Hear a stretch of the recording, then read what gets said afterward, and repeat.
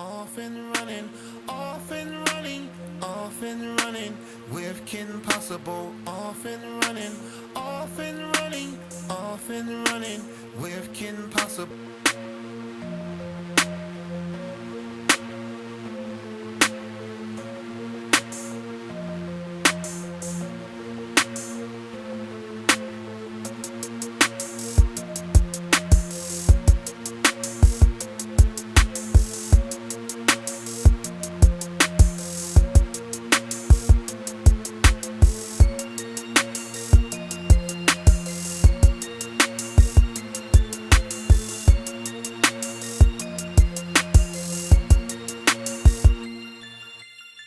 KimPossABLE. I'm here at the Savoy restaurant in downtown Pittsburgh. I am here off and running with none other than Marcus Robinson of the Pittsburgh Bullets. Marcus, hey. Fancy running into you here. Oh, we here, man. Huh? Look at you, looking all dapper and everything. I mean, like, what you got going on and all this going on? A little bit. Okay.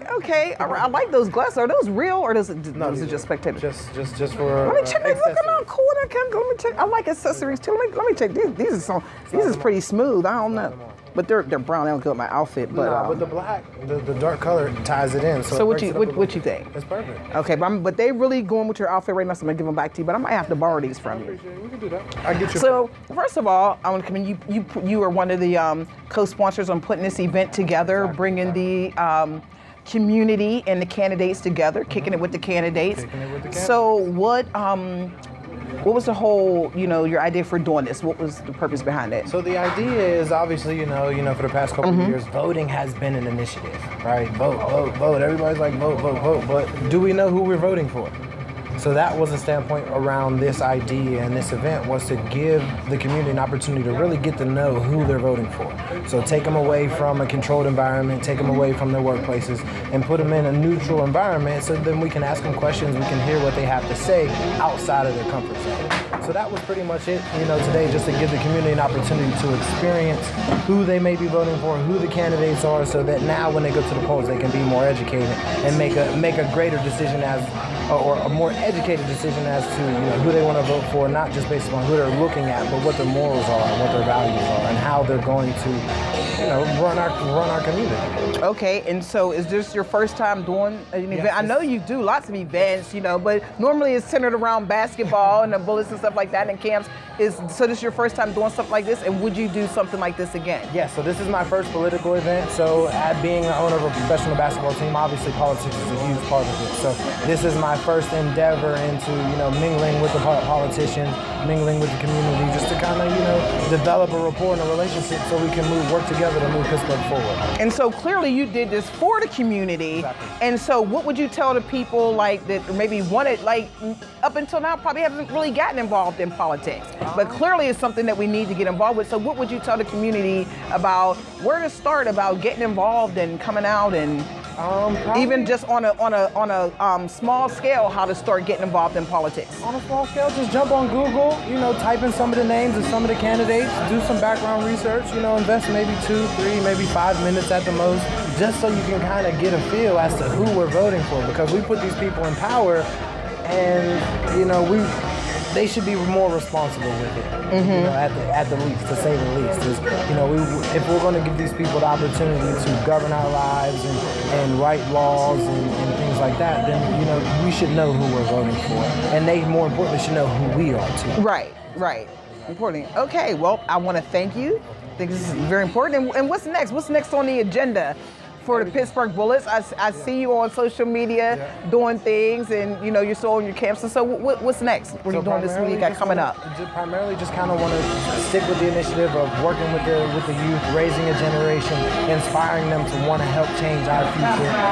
We were fortunate enough to sign a multi-million-dollar sports arena deal, which will be coming in 2019. Okay. I have a TV distribution deal with Fox Sports, so really excited about being able to present professional basketball back to Pittsburgh in the manner that they want to experience it. So I'm really excited about, the community supporting me up until now and have an opportunity to give them what they want. Okay, so Marcus Robinson, if you could pick a word to describe what you're passionate about and what you're standing for right now, here and now, in the space that you're in Pittsburgh, what would it be? helping people. Okay. That's what I was, 2 words. That's okay. We can put them together because now on social media, hashtag, you just hashtag, exactly. you could put them together, helping people. So we'll do this one. Being that I'm a State Farm agent, we'll do hashtag assist. Okay. Assist. So I assist people. That's what I do. Okay, you heard that right here on Off and Running with Kim Possible, the new, the now, the next. Marcus Robinson, hashtag assist. Hi, this is Kim Possible, and I am here at the Savoy Restaurant and Lounge downtown, and I am here with Darlene Harris, City Councilwoman for District 1, and she is running for mayor. Yes, a woman running for mayor. So, you know, this is 2017, so, you know, we do it all. So, Darlene, first of all, let me ask you, how did you get into politics? What made you want to do politics? I needed a dumpster. A dumpster? A dumpster. So your story started with a dumpster? Yes. And I told the neighborhood organization, we got up one morning and the dumpster was filled. And I asked the neighborhood organization, can you help me get a dumpster since the neighborhood filled my dumpster up? And they got it for me, and I said, if there's anything I can do for you, you let me know. And I ended up on the board, ended up as the president, helped start the Northside Leadership Conference. Okay. Helped start the first Public Safety Council in Pittsburgh. Wow, that's impressive. Okay. And spent 8 years on the Pittsburgh School Board and was president. And I am in my almost 12th year on City Council and was president of City Council for 4 years. So what's that like, a woman being on City Council? What does that look like for you? We have 4 women now. Okay. So the women started a caucus together. So we do have a women's caucus, and we do work on women's issues, such as, you know, having child care and having 3- and 4-year-olds being able to go to school and be taken care of before they go into the school system. So we try to do what we can, and I'm one of those people that really doesn't talk much, but I'm more of a doer. I'll just get down and do. I love working with the communities. You're a woman of action. Yes. And I bring the communities in. We have 90 communities in the city. Okay. And I will draw the communities in with anything that I do. That's what I do in my district now. Before I make a decision, I make sure that the communities are on board. But after all, they're the ones that vote you in. Right. So I'm voting for them, and I always keep that in mind. Okay, so you obviously have an impressive history in politics, and you know, and moving through that process, and now you are on the fast track to trying to become mayor. So congratulations to you. Thank you. First of all, just to take that on is, you know, empowering. So what I would say, so what would you want the community to know about Darlene Harris? What is important? What are you representing for the community? And what do you want the people, your supporters, or people that may not know you, to know what your agenda is and what's most important to you, and what you would plan to do as, you know, if you became mayor? Well, my agenda is the people, and I will not be flying around the world and not be in the office, and then the communities will have an open door policy to me. So it's not going to be that the mayor is never seen. This mayor will be seen throughout the communities. Okay. That's how I am in my council district, and that's how I'll be as far as the mayor goes. Right now we have a water problem. When our mayor now had come into office, he got rid of half of the people that did the work at PWSA, including the chemists. And they started using other chemicals. Now we have a real problem with lead in the water. Okay. So the first thing I want to do is try to bring some of those people with the 25 and 35 years back into PWSA and tried to talk with the chemists that we had, because what they've been doing is lines have been breaking, they're handing pitchers out to people, and the pitchers do not take all the lead out of the water. So there's real issues there, and it's a health, safety, and welfare issue to the communities, which is concerned to me. Okay, so that's one of the top things on your agenda, Right. you know, with being as mayor. And we've been down 100 police officers. Council puts in for the positions. We've been down 100 police officers. We've been down 60 firefighters. We've been down public works. And you're seeing garbage in our communities. You're seeing a lot of, well, now he's starting to hire them. It's election time. But we have people that have not even had a raise. And there's a lot of top-heavy positions. So one of the things I'll do is I will get rid of his 2 new departments that he put in. And I will bring that top heaviness down, so the people that are doing the work for the city are the ones that are getting paid. Okay, well, you heard it here. Darlene Harris, City Council, District 1, running for mayor. So again, you know what it is. Impossible is really just an opinion. Hi. This is Kim Possible. I am here in downtown Pittsburgh at the Savoy with Judge Dwayne Woodruff. And you know what I say, impossible is just an opinion. And it really stands true here tonight, because Judge Dwayne Woodruff has gone from running the field to actually now running for Supreme Court. So impossible is just an opinion. So how does that happen exactly? Well, it's a lot of work, a lot of progress along the line. When I was playing with the Pittsburgh Steelers, I played with them for 12 years, and it was a great time. Winning Super Bowl 14, team MVP in 1982. But I was married and had a family, and unfortunately, we didn't make the kind of money that players make today. And so I needed to find something else to do with my life. And one of the things I've always been involved with was children and families and helping the communities as well. So I decided to go to law school. And so I went to law school at night while I was playing. And did you guys know that? Did you get when did you find time to go to law school? Well, my typical day during that time, I get up in the morning and go to work, go to practice.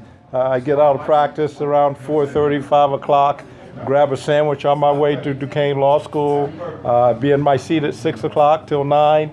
I get out and go to the library till midnight and study, go home, get some sleep, do it all again the next day. So you didn't just wake up and end up here. You really had to work hard, and it was a journey, and you had to go through the process. Anything worthwhile that you want to do in life is work.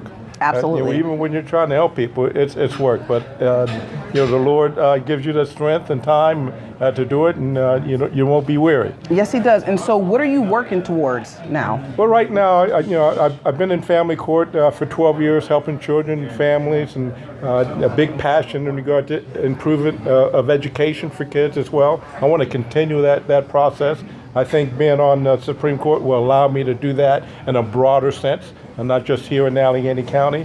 Here I'm sort of known as the educational judge, and involved in a number of different committees to help improve education for our kids, and also for judges. This year, the judges are required to have judicial education. We've been doing that here in Allegheny County for the past 5 or 6 years. Okay. This initiative that I started as well, and all the What's other that judges. initiative? Judges, once in the past, once they were elected, you never had to attend another educational seminar or program of any kind. I thought that was inappropriate. And so now our judges, as of 5 or 6 years ago, agreed to have judicial education to continue to improve their knowledge of the law and how it's applied as well. And this year, for the first time, our Supreme Court agrees with that. And so now all trial judges, all judges throughout the Commonwealth are required to have judicial education to the tune of 12 hours per year. I think that's a great move by our Supreme Court. I'm proud that we've been doing that here in Allegheny County for the past 5 or 6 years.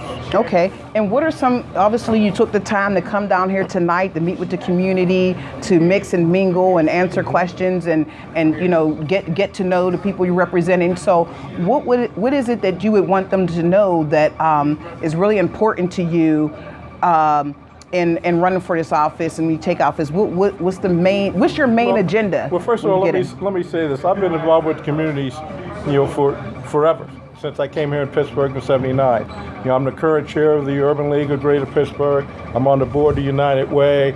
My wife and I co-chair Do the Right Thing program, an anti-violence program for kids. You know, I speak you know, all over the place as well. And as a family, you know, our passion is children and education, families. You know, we need to get that back to the top of the priority list. It's not there at this time. It used to be. But when you look at families, the issues that they have to deal with, you look at education, kids not going to school, you know, we're not addressing that appropriately the way that we should. You know, we do, it's like piecemeal. And so I'm running on that platform. I want to be part in the front, in the engine, to help our kids better improve their lives by getting their education, giving them opportunities as well. I think I'll have a greater platform and better ability to do that once I join the Supreme Court. Okay, and what would you said you're all about the, you know, family and kids, and so off camera, what would your wife and kids say about you if they were here and I was interviewing them? So what would they say about you and what my husband stands for and what my dad stands for? What would they say? You know, my daughter, you know, let me tell you about my kids. My oldest daughter is an OBGYN, and my next daughter and son are both attorneys, and my son is also a captain in the United States Marine Corps. And they'll tell you how important education is. There was never a question whether they would go to college or go to, you know, school after that as well. The only question was where would they go. So, you know, they go through high school, they go to college, they go to, you know, additional school as well, graduate school for them as well. Well, that's a testimony to you, because that was quite a family resume right there. Well, you know so what? clearly you're doing something right. You know what? I wish I could take all the credit, but I can't. You know, my wife is hands-on as well. You know, a lot of times, like when I was in law school, you know, I wasn't there. So she was mom, dad, taxi cab driver, you know, disciplinary and everything. So she did it all. And, you know, she's a matriarch in our family, and a term well deserved by her. Absolutely, she earned that, huh? So, she definitely did. So, you know, all the way our kids turned out, you know, I got to give most of the credit to her. Okay, you know, and does she get credit? Does she get credit for picking out this tie? Did she pick this tie, or did you pick that tie? Look. In my house, when I lay my clothes out, I'm gonna wear, you know, and then she determines, she moves things around for me to wear, you know. So I can't even take credit for this. She does all that as well. So she's a great lady. We work great as a team as well, and it's nice that we have our passions. Basically similar as well. She's hands-on. She's very passionate for children, families, education, and that's what we deal with majority of the time. Okay.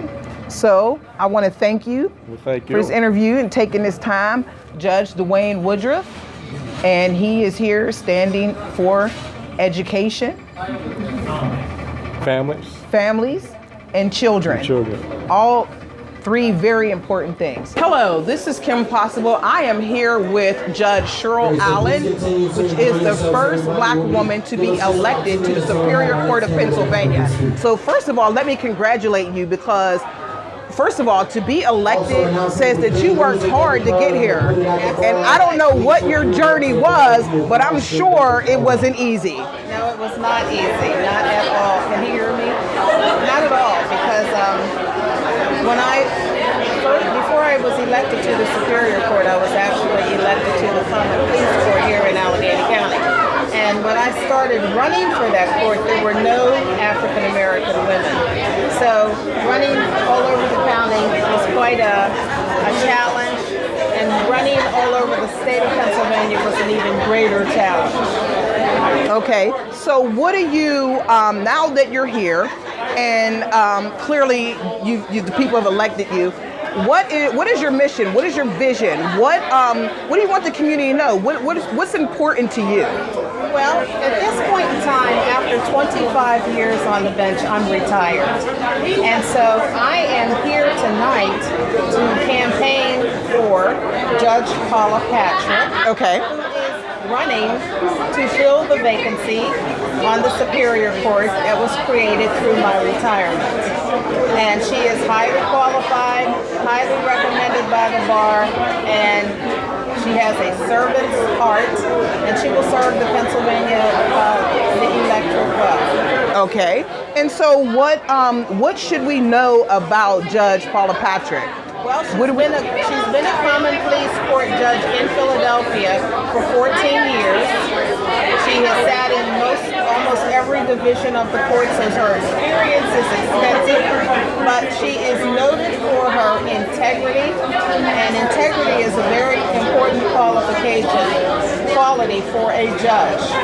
Yes, I agree. Judges who are going to be fair, who are going to be impartial, who are not going to play favoritism or politics while on the bench, and Paula fits the bill. Okay, so Judge Cheryl Allen says that she stands for integrity. There we are. I want to thank you for giving us this time and wish you all the best. Thank you. Hey, I want to thank you for tuning in to Off and Running, and I am down here at Savoy Restaurant in downtown Pittsburgh, and I happen to run into none other than Rosemary Crawford, who has been elected. I hope to be elected. Hopes to be, hear that? Throw that hope out there. She's going to throw that hope out there into the universe and hope you guys catch on to it. Be elected to the Court of Common Pleas. And the most important thing about this is that she is a pioneer because this is the first of this millennium. Did you hear that? So that is impressive. So first of all, what does it feel like? It feels great. God is good. I'm claiming total victory for 2017 for the people of Allegheny County. I'm committed to social and economic justice. I'm the most qualified candidate, dedicated public service, only woman highly recommended by the Allegheny County Bar Association. When I win this election, May 16th, I will be part of history as the first and only African-American woman elected to this position this millennium. It's time for a change. We need someone with cultural competence to be in our juvenile court. 80-90% of the children are African-American. Only 3 out of 43 judges are even African-American and only 1 woman. It's time for a change. And I'm here to be the one to make that change. It's a lot of work to do. I'm the one to get the job done. I'm Rosemary Crawford, and I'm running for judge, Court of Common Pleas, Allegheny County. You heard her. There's really nothing else for me to say. She told you. And so what is your vision? What is most important to you if you were elected and you do win the seat of judge? What do you need the community to know that is, one of your primary concerns? The juvenile justice system. I want to groom our children, not animals, not criminals, but children for success, rather than making them part of the military-industrial complex. And we have to have somebody that cares about children in order to get this done. And that's me. I'm the one to get the job done. Rosemary Crawford for judge. She's here to get it done. I want to thank you, and I hope to see you soon. Thank you. I'm a fan. Hi, this is KimPossABLE, and I am here with Sheriff Bill Mullen, who is actually running again to keep his seat. So he is actually, impossible is just an opinion, and he literally just told me that he had surgery on his knees, and he actually made it here to come out to speak to the community, to let you know who he is, what his agenda is, and so I'll let you speak.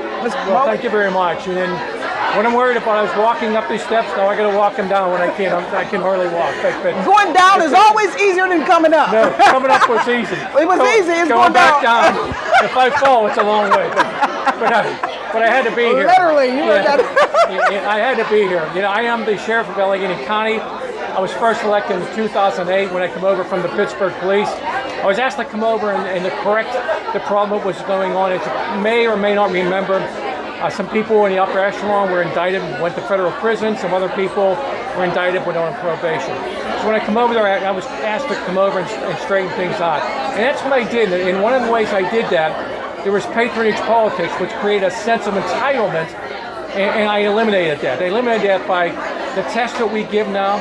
They're all civil service tests. So if you score well on a test, we're going to hire you. It doesn't matter how much money you contribute to the sheriff's office, but we will hire. And I've done that for both the sergeants and the lieutenant's test. You know what I've done? I was the first sheriff to promote 2 females in the commander's position, which is the 3rd highest rank in our position. It's the 2nd and 3rd highest position. One was both females. One was a black female, and one was a white female. And I didn't do that because they were minorities. I did that because they were competent. And since that time, I've tried to create a level playing field for people to work in. And one of the things I'm most proud of is that during the housing crisis in which people were losing their homes, I met with the U.S. Bank. And we were able to bring the lenders and the borrowers together and refinance their mortgages. As you know, the adjustable rate mortgages enable people to buy houses at a low interest rate, but soon that went up to like 12% and they could no longer afford it. So we got the lenders and borrowers together, and what we've done is we're able to keep 2,000 families in their homes since 2006. And that's something we're doing, something I was very proud of. It's something we could do to help the community throughout Allegheny County. Okay. The other issue is Project DUMP, which stands for Disposal of Unused Medicines Properly. And what that is that 80% of the people that get addicted to heroin, and which is a major killer, which is destroying our community, and there's actually more fatal overdoses than there are suicides, homicides, and fatal accidents put together. So because 80% start there, we can disposable of unused medicines properly, Project DUMP. We'll come to your house and we'll pick up those medicines. We don't have no arrogance about us. We understand that we are servants for the public. And we will come there, pick the medicines up, and dispose of them properly. So far, as of yesterday, we've disposed of 2,100 pounds of prescription medicines. Okay, that is Bill Mullen. He is the sheriff. He wants to continue as your sheriff, and he is here tonight representing, and his agenda is to serve the community. Hi, I am KimPossABLE, and impossible really is just an opinion. Tonight I am here with candidate Carolyn H. Nichols, who is a candidate for Superior Court of Pennsylvania. So I'm going to let her tell you who she is, what her agenda is, and what her vision is for this office. Okay. I'm Judge Carolyn Nichols. I am currently a judge in the Court of Common Pleas in Philadelphia County. I'm a criminal court judge. So I'm a first responder in American society. I see the drugs, robberies, home invasions, shootings, family violence, domestic violence. I deal a lot with sexual violence cases. I conduct between 30 and 40 jury trials a year. I've conducted over 100 jury trials over the last 3 years. So I deal with the most vulnerable citizens. You are a small woman in some big shoes. Yeah, I deal with the most vulnerable citizens of our society, our children. And many of them, they come to my courtroom traumatized, victimized by sexual assault, mainly by family members. So you can imagine the trauma, the anger, the frustration coming out of the child, the confusion, as well as the family. So as a judge, I have to control that environment so that child can tell their story to the jury. 12 strangers. Can you imagine talking about the most violent violation of your life and telling that to 12 strangers? For them to make a decision about the defendant who's sitting right in the courtroom looking at you as you testify. And still, in spite of that, in spite of the defendant being charged with these horrific crimes, still in America you are innocent until proven guilty. And that's worth fighting for. Yes. Because you know all the craziness going on in Washington and even here in Pennsylvania, you know, we are still innocent until proven guilty. You don't have to prove you're not guilty. The government has to prove all of the charges, even in the most horrific, unspeakable cases. And that's something worth fighting for. Because as a Democrat, I am proud to be a Democrat. We put the D in democracy. Because a judge judges out of their values. The law book sits on the bench cold and quiet, and the judge breathes life in the law book with their values. So we need judges with progressive values that are going to do the right thing for Pennsylvania's working families. Because we know that 70% of the people that are incarcerated in Pennsylvania prisons are African American. 80% of the defendants are represented by the public defender. So we see people who are disenfranchised, poor. Many have vocational issues, educational issues, mental health issues, substance abuse issues. They've never had a chance. They got caught up. Many never had a chance because of their family environment. They didn't have the, supportive mother and father to take care of them, and they find themselves with these street values. So as a judge, that's what I see. Now, why am I running for Superior Court? What is that? Superior Court is a statewide court. I'm a trial judge right now in my county in Philadelphia. I'm running for statewide court, Superior Court, which would be the court of all 67 of Pennsylvania's counties. Why is it important? I call Superior Court the People's Supreme Court because it's a right of appeal court. So if someone wants to appeal a verdict, say out of my court, they have a right of appeal to Superior Court. Superior Court hears 60% criminal, it hears civil, family, orphans, juvenile cases, so that affects everyone's life somewhere, those areas of law. And how many African American women do we have in Superior Court? Well, right now we only have one temporary judge that was appointed by the governor who opted not to run. She will be gone at the end of the year. Okay. So other than her, there are no commissioned African American Superior Court judges. In fact, there are no commissioned judges, period, above the trial level. There are none at the appellate level, Superior Commonwealth Court.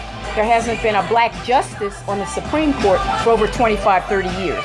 Justice Nix was the last judge. He was the only justice in the entire history of Pennsylvania that was African American, the entire history. So we need to be represented at these policy levels of the court because most of the controlling law of the state comes out of Superior Court because the Pennsylvania Supreme Court has discretionary appellate review. It only takes about 50 cases a year. Superior Court takes 8,000 appeals a year. So you can see Superior Court is where it's at. We need people on that court that understand our community, that understand diverse communities, that have diverse backgrounds, so that, everybody in Pennsylvania can get a fair shake, so that all people are treated equally and that the laws applied equally to all. That's what I'm committed to. And not only that, the courts are not just a place to litigate cases. I bring kids in all the time, elementary school, middle school, high school kids, into my courtroom to let them see that this is nothing to play with. You don't want to make a mark on your life that you can't erase. Arrest is not some kind of rite of passage or something. It's not cool. Exactly. To get a felony on your record. Right. So, Judge, if you could pick one word, and I know it'd be hard, if you could pick a word to describe who you are as a woman, as an African American off camera, and not in a judge's seat, what would that be? Well, justice. I know that sounds legally, but justice is not just in the sense of a courtroom. Justice is about fairness, integrity, and respect for all people. That's what justice is. So it goes beyond what goes on in a courtroom. It's a way of life. Justice is a way of life. It's respect for all people, regardless of their background, regardless of their income, regardless of their sexual orientation and their gender. So that would be the word to describe me. Justice. Moving justice forward. Right. So Judge Carolyn Nichols, she's here, she's feisty, she's fighting, and she said she puts the D in Democrat. And I'd like to ask you, what you seem like a fighter.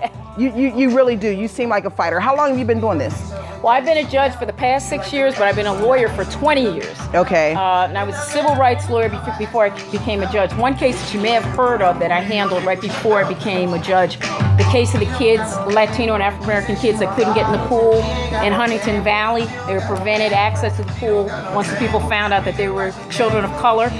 And it blew up. It became an international issue because it was reminiscent of Dorothy Dandridge of the 50s. I know a lot of your viewers may be young, but in the 50s, an actress, Dorothy Dandridge, went to a hotel in Las Vegas, stuck her toe in the pool. Yes, I know that story. Yes, she stuck her toe in the pool, and everybody got it. Yes. And it's like the same thing. So we don't want to turn 2017 into 1950. Okay. And that's why I'm fighting so hard, to get on Superior Court so that I can make a difference and serve the people of Pennsylvania. Okay. Okay. Well, I want to thank you for your time and keep fighting. All right. Okay. Thank you. you. All right. All right. Hello, this is KimPossABLE, and I am here at the Savoy Restaurant in downtown Pittsburgh. And you know what I say, impossible is just an opinion. And I just ran into Reverend Dr. John Welch with a C. So clearly impossible is just an opinion because he is here at the Savoy and he has come down to mingle and mix with the community. So, Reverend Doctor, I want to thank you. John is fine. John is fine? Yeah. You sure? But then I'm not going to get corrected when we get off camera. No, okay. No. All right. So what do we do this honor? You took the time to come out tonight, to come here to, talk and mix and mingle with the community and answer questions. So first of all, I'd like to know what is important to John Welch? Making sure that Pittsburgh is a city for everyone, most livable for everyone. We've been given that title twice. And have we actually earned that title? No, we have not. Okay, right. No, I don't know. So I felt my candidacy was going to try to do whatever it could as far as building a movement and making sure that everyone is fairly represented in the city. Okay, and where do you start to even take on something like that? Because that's a pretty big job. But you have that Reverend and that doctor in front of your name. You got two titles, so I think you just might be able to do something. Well, so where do you even start? I'm a pastor, but I'm also a community organizer. Okay. So it's about mobilizing your communities. One person at a time. It begins with one conversation at a time, and so the power is really within your base. And so Barack Obama was trained by the organization that I chair the board of. It's the Gamaliel Network, and so. I've been working with organizers and building leaders for the last 14 years. So I have the formula for helping to build our community because I can't do this alone as a mayor. Right. I need to have strong communities behind me. And that's important. People don't understand there really is a formula to this stuff. It doesn't just happen, okay? You have to put it together and it has to add up correctly. That's right. And so again, like you said, you can't just do it alone. Right. It takes more than one person. And let me ask you, what type of team do you have around you? What type of people do you have around you to help get this job done? I have some hungry people, I have some young people, I have some not so young people. I have people of various religions, I have people of various race ethnicities, but folks who really want to see Pittsburgh change. So while my opponent wants to create the next Pittsburgh, I said we can't go to the next Pittsburgh until we fix this Pittsburgh because we don't want to leave anybody behind. Rochester, New York is famous for having two Rochesters, those who have and those who don't have. And I don't want to see that happen here in Pittsburgh. So 1 out of every 4 households makes less than $20,000 a year in the city. That can't be acceptable. So we need to do something in order to lift people up to respectable levels of income so that they can flourish like everybody else. So what would that look like, one Pittsburgh? Well, we got to keep homes affordable. We got to help move them from renting to home ownership, help them up to be able to build wealth so that they can pass it on to their generations. We have to make sure that we give people jobs where they're making a decent amount of money. These jobs where they're making $7, $8 an hour, can't nobody live off of that.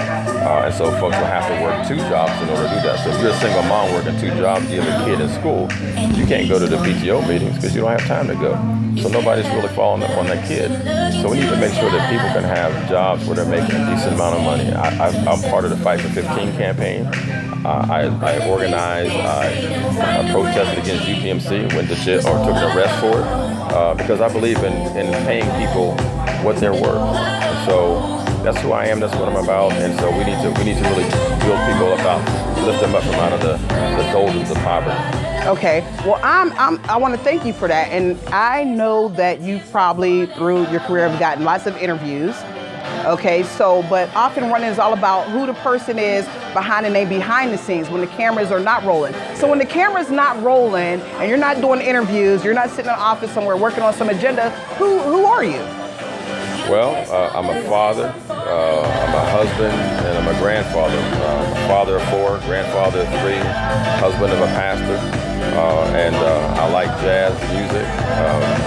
So if I listen, I'm a fan of jazz too. Yeah. So if I pulled out your playlist, what's some of the stuff I would hear on there? Who would be on there? Oh, you would hear some Pieces of the Dream. Okay. You'd hear some Dave Koz, some Gerald Albright, some goes on and on. I'm blanking on names now. Okay. I can't remember lyrics. I can't remember artist names. I just listen to the music. Me too. I just listen to music. I'll start singing. I just start making up my own words. Yeah. You know what I mean? Yeah. So if I would say if there was a song that represented you, how about that? Yeah. Who you are, what you stand for. Yeah. You know, what would it be? Oh man. Any song. Yeah. Well, it ain't a jazz song, but It doesn't have to be. The one that struck me was. So your theme song, when you walk away from this interview, what song do I need to play for your theme song? It's from the Broadway play Hamilton. Okay. And it's the Busta Rhymes remix of My Shot. My Shot. Yeah. Okay. So it's the words are inspirational. I particularly like the fact it calls out my school, Carnegie Mellon. Okay. But it's something that I think that anybody can resonate with. So let me hear a quote. Let me hear a line that the reason why you picked that song. One shot. One shot. I told you I don't remember lyrics. I just I heard it and I listened to it. I'm like, yeah, I can get with that. But it gets you moving. So one shot. One shot. No, my shot, not one shot. My shot. My shot. Oh, that's even more important. My shot. Not one shot. My shot. My shot. So you heard it here. Yeah. The Reverend Dr. Welch. I want to thank you for your time and good luck to you. Thank you very much. And make that happen. That one Pittsburgh. We'll see what that looks like. All right. Okay, thank you. Thank you. Hello, this is Kim Possible. I am here at the Savoy Restaurant downtown Pittsburgh, and you know what we say, impossible is just an opinion. So look who I ran into here, this guy. Hey. Mayor Bill Peduto. So, yeah. What are you doing here? I'm here to talk to people about the importance of local elections. So that's what he does. He talks to people about what's important. So what is important to you, Mayor? I think, everyone gets geared up for the presidential election and there's a lot of emotion in it, but on a day-to-day basis, who you elect to be your council member, who you elect to be your school board member, and who you elect to be your mayor have a more of an impact on your daily life. It's about what's happening in your own neighborhood, how development happens in your neighborhood, having a voice and a seat at the table in your own neighborhood, and then the opportunities that are created in the city you call home. And what type of opportunities do you hope to create for the people of Pittsburgh? Well, the world's changing, right? We're seeing it rapidly happening. And they're saying now that people in second grade, that 40% of the jobs when they graduate high school don't even exist yet. So the opportunities I see is how do we take our young people and give them a chance through after school programs, weekend programs, summer programs, to be more competitive than their suburban neighbors? How do we have opportunities for people in their 20s and 30s that are looking in between jobs to be able to say, hey, we're going to redevelop this neighborhood. But we're also going to hire people from the neighborhood in order to be able to redevelop it. And how do you provide opportunities for seniors and people who are retired to be able to have a good quality of life? I'm talking about everything from the way that we treat them during the day and providing them a place to gather, to giving them ways to do wellness and health opportunities to help with everything from arthritis to depression. Well, let me ask you this. Those are all important issues. Let me ask you this. So when you were going through the process, the political process, because I'm sure you've had your journey through the levels of politics. What were some of the things that were important to you then? And are those same things that are important to you then the same things now, or have those changed? Oh my gosh, yeah. So I grew up a mile from the city of Pittsburgh, Chartiers Valley, and anywhere you hear the word valley in western Pennsylvania, absolutely, mills, right? Because it was the only flat place. But middle class, my dad was a school teacher, became a salesman as a school teacher. My mom raised 4 boys. And I grew up with a grandfather who came from Italy who raised chickens in our garage. And that wasn't cool back then. So my views were limited and my ideas were limited. I got to work in the city of Pittsburgh in 1995. And at that time, part of the council district that I worked in included East Liberty. But East Liberty was very different. The threats were much different. It was violent crime. It was businesses that were leaving. It was people that were leaving because of disinvestment. Yes. And worked with the community in order to put together a plan. Today, the threats in East Liberty are very different. They're gentrification. They're small businesses being pushed out. They're having people who've spent their entire life there through the bad times not being able to be there for the good times. So your eyes open as you have the opportunity to see things that are different. You may come in 30 years old thinking you know everything, but there's still days that go every single week where I learn more. The nice thing about the way I had the opportunity of being a staff member, then a council member, then the mayor, is I was always able to be welcomed. Whether it was that meeting in the church basement or the board meeting in one of the towers downtown. There was a seat at the table. My job is to make sure that more people have seats at the table. So no, I can't say that what I thought back then is what I think today, because I've had an opportunity to see the city through a 360. Well, I want to thank you for your time. Thank you. And for that message. Yeah, welcome home. Absolutely, thank you. It's good to be here and running into people like you. And I would like to say, when you your career, when I'm sure you have a long, extensive career in politics. I don't know how long you plan on staying in. I don't know. I hear the stress level is crazy. It is. Well, you don't have gray hair yet, so obviously you're doing pretty good so far. But I would like to say, so when you leave your seat as mayor, whenever that may be, what do you want to leave with? What do you want to leave as a legacy to the city of Pittsburgh? Two things. And this sounds cliche, but there's a whole bunch of stuff behind it and the initiatives to make it happen. Back in the 80s, when this city was really struggling, when unemployment was 19%, when people just counted off for dead, people realized there was something special. I watched my family leave, I watched my friends leave, and they didn't want to leave, but there was no opportunity here. I want to make sure that whatever that thing was that was special about this town, you couldn't really describe, doesn't get lost as we start to see growth. So I want to enhance upon what Pittsburgh is and to make it so that it happens in a way that's very organic. And then the second thing is building a Pittsburgh for all.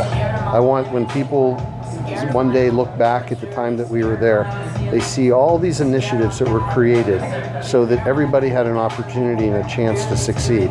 And I think we went through a period of time before World War II where we failed at doing that. And we went through a time after World War II where we failed to do it. And if we don't learn from those mistakes, then we're just going to repeat them. And I hope that the policies and the agendas we do make it a Pittsburgh for all and keeps Pittsburgh, Pittsburgh. Okay, well, thank you. You heard that here. Now, I have one last question, because Often Run is all about behind the scenes, the people behind the scenes. When the cameras are off and the camera's not rolling, who are you? So what I'd like to say, so if your friends were here, because you grew up here, you're from here, right? So what would your friends say about you? If I asked them, what do you think they would say about you as a person? Live in the same townhouse that I've lived in for the past 20 years, hang out at the same bar in the same bar spot that I've hung out since the late 80s, have the same friends that I had since kindergarten.